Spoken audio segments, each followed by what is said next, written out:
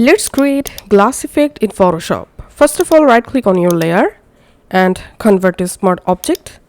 Now duplicate your layer and from tool panel select the rectangle tool and go ahead and add a rectangle shape just like this. And from here you can adjust your rectangle shape border radius just like this. Okay, now select the middle layer, go to filter, hover over on blur and add Gaussian blur. I'm giving here 41 pixel for example and clicking on OK. Now hold down the Control key and add this rectangle layer onto this middle layer and then hide the top layer.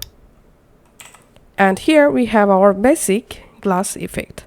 Now select the middle layer and click on FX, blending options. First of all, let's add gradient overlay.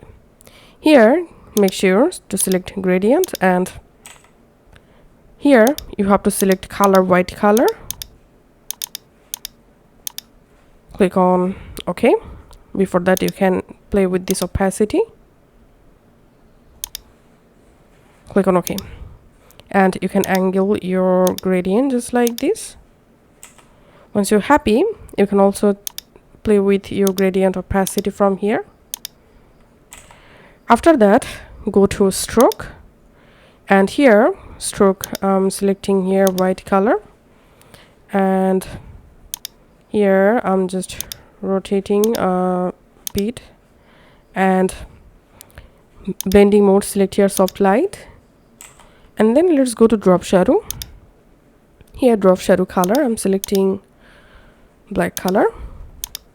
And now go ahead and adjust your drop shadow here. Once you're happy, click on OK. And that's how you can actually make glass effect in Photoshop.